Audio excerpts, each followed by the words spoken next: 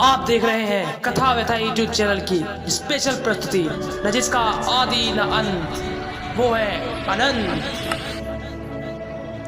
धार्मिक चर्चाओं का अनोखा संगम। नमस्कार, जय श्री श्याम, जय श्री श्याम, जय श्री श्याम। कथा व्यथा यूट्यूब चैनल की अद्भुत प्रस्तुति अनंत, जिसमें सुनेंगे आप रामायण के अनसुलझे रहस्य।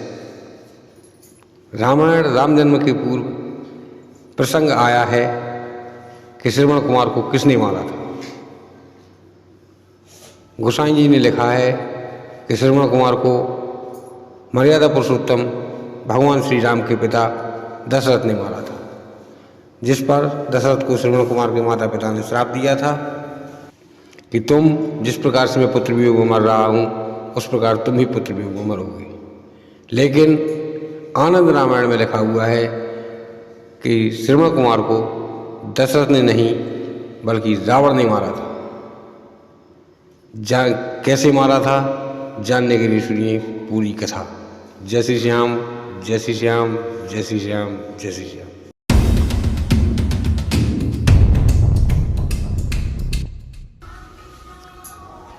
अब पहले आप सुनिए श्रवण कुमार के माता पिता कौन थे। जबकि आप लोगों ने सुना होगा कि श्रवण कुमार के माता पिता अंधी अंधा थे। वह अंधी अंधा कैसे बने, इस बारे में पहले मैं आपको बताऊंगा। श्रवण कुमार की माता एक गरीब स्त्री थी, जो एक सेठ के यहाँ कार्य किया करती थी। घर में खाना बनाना, सफाई इत्यादि कार्यों को करना, जो आज काम वाली बाई करती हैं। सेठ सेठानी, उनका परिवार दोनों समस्त लोग रहा करते थे। यह जाकर घर में झाड़ू चौका करना, बर्तन मांजना, बर्तन खाना बनाना का कार्य किया करती थी। एक समय सेठ की पत्नी के मायके में उसके पिता की तबीयत खराब होने के कारण और सेठ की पत्नी एक माह के लिए अपनी मायके चली जाती है। यह दोनों रहते हैं, सेठ और श्रवण कुमार की माँ दोनों रहते हैं। दोनों के बीच में संबंध बन जाता है। जब इस संबंध के बारे में उसकी पत्नी, सेठ की पत्नी को पता चलता है कि यह संबंध गलत है, ऐसा नहीं होना चाहिए था, तब वह राजा के पास शिकायत लेके जाती है। राजा का दरबार लगा होता है। राजा बहुत न्यायप्रिय होता है। राजा से वह कहती है कि हमारे पति ने गलत किया है, जो मैं कभी बर्दाश्त नहीं कर सकती हूँ। तब राजा कहता है गलत तो गलत है, इसका जो मैं फैसला दूंगा क्या तुम्हें मंजूर है? तब वह कहती है हाँ मुझे मंजूर है। तब वह कहता है कि इन दोनों के लिए, इस महिला के लिए जो काम वाली महिला थी और जो सेठ था, दोनों की आंखें फोड़ दी जाए। दोनों की आंखें फोड़कर उन्हें उस राज्य से बाहर जंगल में फेंकवा दिया जाता है। एक सहायक से कहकर, राजा अपने एक सैनिक से कहकर उन्हें एक कुटिया बनवा देता है, जिसमें दोनों लोग अपना भीख मांगकर जीवन यापन करते हैं। धीरे धीरे समय व्यतीत होता है। समय का पहिया घूमता है, क्योंकि समय किसी के लिए नहीं रुकता है। दोनों के एक पुत्र हो जाता है, जिसका नाम दोनों श्रवण कुमार रखते हैं। श्रवण कुमार का लालन पोषण बड़ी मुश्किल से होता है। धीरे धीरे कर पुत्र बड़ा हो जाता है और अपने माता पिता के साथ भीख मांगने का कार्य नहीं करता है। वह अपनी मजदूरी का कार्य करने लगता है। जब पुत्र मजदूरी करता है, मेहनत करता है, तो भगवान की कृपा से परिवार चलने लगता है। पुत्र को यह पता नहीं था कि मेरे माता पिता कौन, अंधे अंधा कैसे हुए। वह तो केवल यही जानता था कि मेरे माता पिता जो हैं वह हमारे सामने हैं। उसे वास्तविकता का ज्ञान नहीं था। जब वह पुत्र साहसी हो जाता है, बड़ा हो जाता है, तब उसके संबंध वाले आने लगते हैं और उसके माता पिता के पास उन्हीं की एक पहचान का या कोई भी व्यक्ति आता है और अपनी पुत्री को श्रवण कुमार को देने के लिए कहता है। इस पर उनके माता पिता हामी भर देते हैं और श्रवण कुमार से उसकी पुत्री की शादी हो जाती है। शादी होने के बाद कुछ दिनों तक सब कुछ अच्छा चलता है। माता पिता भी बहुत खुश थे कि हमें पुत्र वधू अच्छी मिली है, जो हमारा ख्याल रख रही है। कुछ दिनों बाद बहू ने अपना रूप दिखाना शुरू कर दिया। जिस प्रकार के आज की बहुएं, कई बहुएं आज की भी होती हैं जो कुछ महीने बाद अपना रूप दिखाना शुरू कर देती हैं। श्रवण कुमार सुबह से अपनी मेहनत लकड़ी काटने के लिए जंगल में चले जाते और फिर शाम तक उन्हें बेचकर, बाजार में बेचकर जो भी पैसा, इस प्रकार से जब वह सुबह जाते तब सब कुछ अच्छा होता, शाम को आते तब भी सब कुछ अच्छा ही रहता था। उसकी पत्नी को माता पिता के लिए अच्छा खाना देना अच्छा नहीं लगता था, इसलिए वह कुंभकार के पास जाती है, यानी कि कुम्हार के पास जाती है और कुम्हार से कहती है कि हे कुमार, मैं तुम्हें धन दूंगी, तुम एक मटका तैयार करो जिसमें मटका देखने में एक हो लेकिन अंदर उसके 2 पेट हो। कुम्हार ऐसा मटका तैयार कर देता है कि जो देखने के लिए एक होता है और बीच में से मिट्टी में लगाकर उसे 2 हिस्सों में बांट दिया जाता है। ऐसा मटका तैयार करके वह रोज़ अपने और अपने पति के लिए एक ही मटके में खीर बनाती, बगल वाले मटके में चावल और मट्ठा डाल देती, तो वह मट्ठा और चावल की बुंदेलखंड में जिसे महेरी कहते हैं वह बन जाती।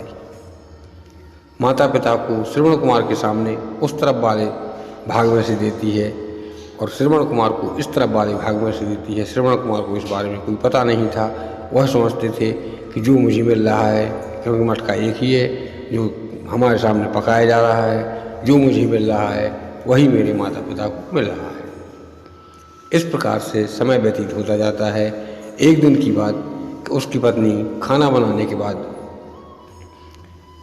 किसी कार्य से बाहर चली जाती है या किसी के यहाँ चली जाती है या जंगल में स्नान करने चली जाती है।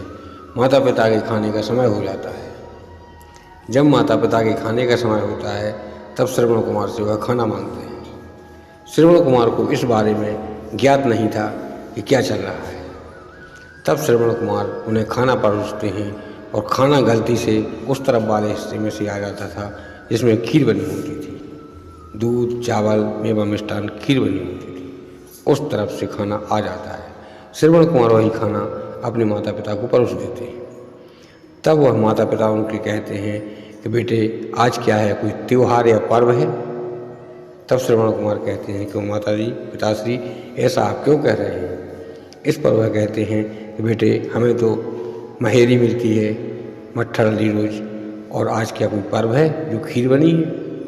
तब श्रवण कुमार कहते हैं नहीं पिताजी, आपकी गलतफहमी हो रही है, रोज़ एक ही हंडी में खाना पकता है और उसी में से खीर मैं खाता हूँ, वही खीर आपको मिलती है। तब उनके माता पिता कहते हैं बेटे हमने आज तक की ज़िंदगी में तुमसे झूठ नहीं बोला है, अब बुढ़ापे में क्या झूठ बोलेंगे? विश्वास नहीं है तो मटका जाके देखो। तब वह श्रवण कुमार उस मटके को देखते हैं। मटके में 2 भाग होते हैं, एक में मट्ठा और चावल डले होते हैं, एक में खीर, दूध, दही, दूध, चावल, मेवा, मिष्ठान डला होता है।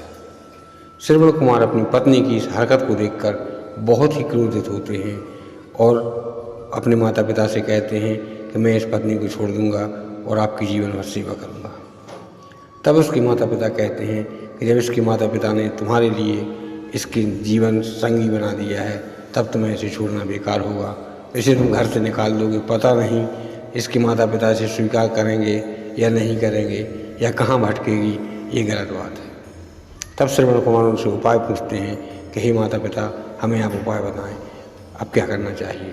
तब वह श्रवण कुमार से कहते हैं बेटा उपाय करना एक ही है कि तुम हमें और अपनी माँ को लेकर चारों धाम की यात्रा करवाओ, घर भी छूट जाएगा और भगवान के दर्शन भी हो जाएंगे और अंत समय में हमारा परलोक भी सुधर जाएगा।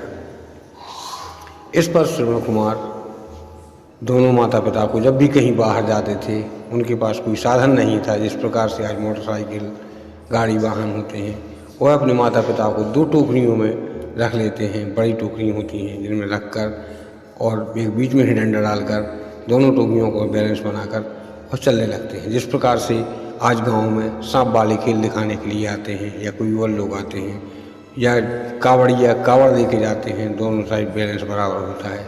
इस प्रकार से श्रवण कुमार अपने माता पिता को उस टोकरी में बैठाकर कुछ खाद्य सामग्री, कुछ वस्तुएं रखकर और जंगल को निकल जाते हैं। चारों धाम की यात्रा करते करते आगे बढ़ते हैं। अब सुनिए श्रवण कुमार के बाद उनकी मृत्यु की कथा। जब रावण को ये ज्ञात था कि हमें कौशल्या, दशरथ पुत्र दशरथ और कौशल्या से जो राम पुत्र उत्पन्न होंगे, मुझे वह मारेगा, उसने अपनी माँ की मदद से, आज जैसे इंटरनेट होता है कि अमेरिका में मैच हो रहा है, आप सीधा लाइव प्रसारण देख रहे हैं, उस समय पे भी यह तकनीक थी, लेकिन कुछ लोगों के पास थी। रावण के पास एक मटका था जिसमें वह मंत्र शक्ति द्वारा किसी को भी किसी अवस्था में देख सकता था कि वह व्यक्ति क्या कर रहा है। वह मंत्र पढ़ता है, मंत्र पढ़ने के बाद वह देखता है कि दशरथ इस समय क्या कर रहे हैं। एक आदमी को बैठा दिया जाता है उस मटके पर कि जब भी दशरथ कहीं बाहर निकले हमें उनकी गतिविधि दिखाओ। इस प्रकार से वह आदमी कहता है कि हे राम लंकापति, हे महाराज, आज दशरथ जंगल में शिकार करने के लिए निकल चुके हैं। रात्रि का समय हो चुका है, शाम का समय हो चुका, रात्रि हो चुकी है और दशरथ को कोई शिकार नहीं मिला है और 2 दिन का समय हो चुका है। जब तक शिकारी, जो सच्चा शिकारी होता है, जब तक उसे शिकार नहीं मिलता वह घर वापस नहीं आता। इस प्रकार से दूसरी रात लग चुकी है और दशरथ को कोई शिकार नहीं मिला है। दशरथ सरयू नदी के किनारे अपना धनुष बाण लिए घूम रहे हैं और उनके साथ में उनके मंत्री सुमंत भी। जब रावण को इस बात का पता चलता है तो वह पुष्पक उठाता है। पुष्पक में पलक झपकते ही वह पुष्पक को आदेश देता है कि बिना किसी आवाज़ के हमें दशरथ के पास ले जाओ। रावण पुष्पक में बैठकर बिना देरी किए हुए तेज गति से उड़ता हुआ दशरथ के समीप आ जाता है। दशरथ के समीप आने पर वह देखता है कि दशरथ सामने खड़े, वो कद्दू होता है उसका बाबा लोग कमंडल बनाते हैं, वह कमंडल लिए हुए थे। वह कमंडल पानी में डुबोता है। जब पानी में डुबोता है तो कमंडल में ऐसी आवाज़ आती है कि जैसे कोई हाथी पानी पी रहा हो और उसी समय देवयुग का संयोग बनता है कि एक हाथी भी उसी समय पानी पीता है। रात्रि का अंधेरा था, दशरथ शब्दभेदी बाण चलाने वाले थे, तो दशरथ ने उस हाथी की ओर लक्ष्य कर कर मंत्री सुमंत से पूछा, क्यों मंत्री, हमें बताइए क्या हाथी को मारना पाप है? यहाँ पर कोई जंगली हाथी पानी पी रहा है। तब वह बोले कि जो लोग पालते हैं उस हाथी को मारने का पाप नहीं है, जंगली हाथी होते हैं, जीवों को मारते हैं, मांसभक्षी होते हैं, उन्हें मारने में कोई दोष नहीं।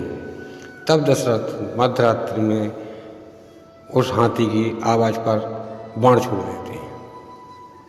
वह बाण जाकर हाथी में लगता है और हाथी उसी समय अंदर ध्यान, हाथी वहीं पर मर जाता है। ठीक उसी समय जब दशरथ बाण छोड़ते हैं, उसी समय पर रावण दशरथ के लिए बाण छोड़ने का कोशिश करता है। जब दशरथ के लिए बाण छोड़ता है उस समय पर दशरथ को रात्रि में दिखाई तो दे नहीं रहा था। वह अपने प्रत्यंचा कान के पास ले जाकर लक्ष्य साधते हैं और उस हाथी का लक्ष्य साधने के लिए खड़े होकर लक्ष्य साधते हैं, लेकिन उनका लक्ष्य हाथी के लिए साधने के लिए बैठना पड़ता है और वो बैठ के अपना लक्ष्य उस हाथी पे मारते हैं। जब वो बैठ जाते हैं, रावण उसी समय दशरथ में बाण मारता है। जब वह बैठ जाते हैं तब उसका लक्ष्य बाण हट जाता है वहाँ से, क्यों दशरथ तो बैठ गए थे। दशरथ में बाण नहीं लगने के कारण वह बाण श्रवण कुमार में लग जाता है। जब श्रवण कुमार में बाण लगता है, रावण देखता है कि दशरथ बच गए हैं और किसी और में बाण लग चुका है, तो रावण वहाँ से पुष्पक को आदेश देता है और लंका वापसी चला जाता है। यहाँ पर जब बाण एक साथ दोनों छोड़े गए थे, जब वह बाण श्रवण कुमार में रावण का बाण लग जाता है, तब श्रवण कुमार चिल्लाते हैं कि क्या कर दिया, कौन ने, किसने मुझे बाण मार दिया।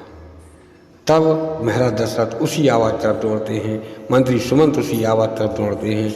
अब वह भूल जाते हैं, हो सकता है रात्रि का समय है, गलती हो गई हो कि हाथी की जगह श्रवण कुमार में बाण लग गया है। दशरथ यही सोचते हैं कि बाण हमारी तीर से निकल के श्रवण कुमार में लग गया है। श्रवण कुमार के पास जाते हैं, श्रवण कुमार से पूरा हाल चाल कहते हैं। श्रवण कुमार कहते हैं कि आपने गलत किया है, मेरे अंधे माता पिता हैं जो पानी के लिए बैठे हुए हैं, मैं तो मर रहा हूँ, लेकिन आप उन्हें पानी अवश्य पिला दें। इतना कहते ही श्रवण कुमार के प्राण पखेरु उड़ जाते हैं।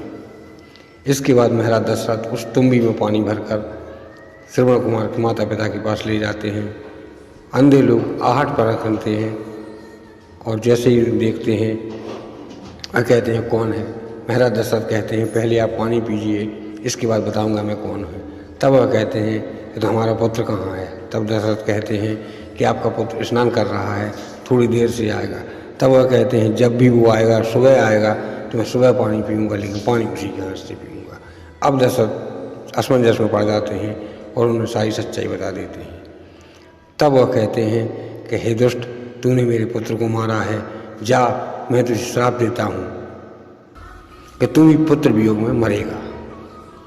इस प्रकार से हमारे यहाँ एक कहावत कही जाती है कि एक के मारें एक मरें, दो संतन मर जाएं, और मार भी बारो जब मरे तब तीनों घर से कट जाएं। इस प्रकार से श्रवण कुमार की मृत्यु होती है और श्रवण कुमार की मृत्यु रावण के बाण से होती है। ऐसा आनंद रामायण में लिखा हुआ है। जितना मैं जानता था उतना आपको बता दिया है। आगे कहा भी गया है कि हरि अनंत हरि कथा अनंता, कहाँ सुनो बहुविधि सब संता। भगवान अनेक हैं, उनकी कथाएं अनेक हैं। जिस प्रकार से रामायण का जन्म 4 जगह से होता है, आप जान सकते हैं, आप लोग जानते हैं, सुना होगा आपने। विश्वास नहीं है तो रामायण में देख लीजिएगा। इसी के साथ हम अपनी वाणी को विराम देते हैं, कथा को समापन करते हैं।